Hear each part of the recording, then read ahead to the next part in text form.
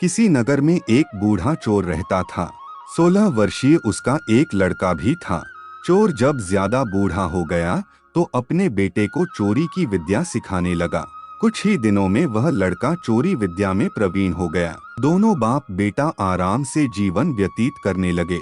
एक दिन चोर ने अपने बेटे से कहा, देखो बेटा, साधु संतों की बात कभी नहीं सुननी चाहिए।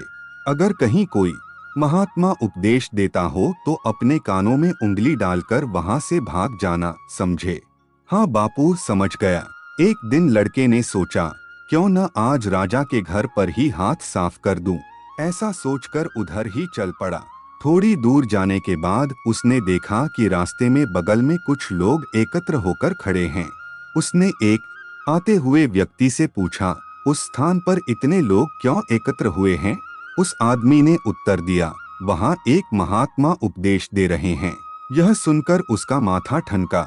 इसका उपदेश नहीं सुनूंगा, ऐसा सोचकर अपने कानों में उंगली डालकर वह वहाँ से भाग निकला।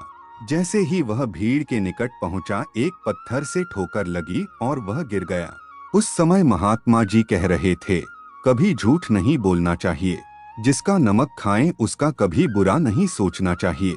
ऐसा करने वाले को भगवान सदा सुखी बनाए रखते हैं। ये दो बातें उसके कान में पड़ी। वह झटपट उठा और कान बंद कर राजा के महल की ओर चल दिया। वहां पहुंचकर जैसे ही अंदर जाना चाहा कि उसे वहां बैठे पहरेदार ने टोका, अरे कहाँ जाते हो?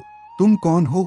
उसे महात्मा का उपदेश याद आया, झूठ नहीं बोलना चाहिए। चोर ने सोचा, आज सच ही बोलकर देखें।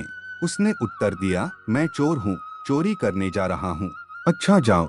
उसने सोचा राजमहल का नौकर होगा, मजाक कर रहा है। चोर सच बोलकर राजमहल में प्रवेश कर गया। एक कमरे में घुसा। वहां ढेर सारा पैसा तथा जेवर देख उसका मन खुशी से भर गया। एक थैले में सब धन भर लिया और दूसरे कमरे में घुसा। वहां रसोई घर था। अनेक प्रकार का भोजन वहां रखा था।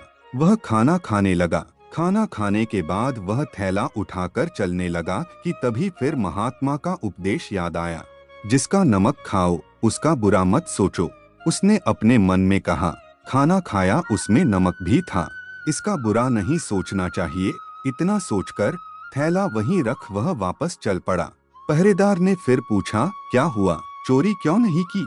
देखिए, जिसका नमक खाया है उसका बुरा नहीं सोचना चाहिए। मैंने राजा का नमक खाया है, इसलिए चोरी का माल नहीं लाया, वही रसोई घर में छोड़ आया। इतना कहकर वह वहां से चल पड़ा। उधर रसोइये ने शोर मचाया, पकड़ो पकड़ो, चोर भागा जा रहा है। पहरेदार ने चोर को पकड़कर दरबार में उपस्थित किया। राजा के पूछने पर उसने बताया कि एक महात्मा के द्वारा दिए गए उपदेश के मुताबिक मैंने पहरेदार के पूछने पर अपने को चोर बताया, क्योंकि मैं चोरी करने आया था। आपका धन चुराया, लेकिन आपका खाना भी खाया जिसमें नमक मिला था। इसीलिए आपके प्रति बुरा व्यवहार नहीं किया और धन छोड़कर भागा। उसके उत्तर पर राजा बहुत खुश हुआ और उसे अपने दरबार में नौकरी दे दी। वह 2-4 दिन घर नहीं गया तो उसके बाप को चिंता हुई कि बेटा पकड़ लिया गया। लेकिन 4 दिन के बाद लड़का आया तो बाप अचंभित रह गया अपने बेटे को अच्छे वस्त्रों में देखकर। लड़का बोला, बापूजी, आप तो कहते थे कि किसी साधु संत की बात मत सुनो, लेकिन मैंने एक महात्मा की बात सुनी और उसी के मुताबिक काम किया, तो देखिए सच्चाई का फल, मुझे राजमहल में अच्छी नौकरी मिल गई। दोस्तों, आपको यह कहानी कैसी लगी?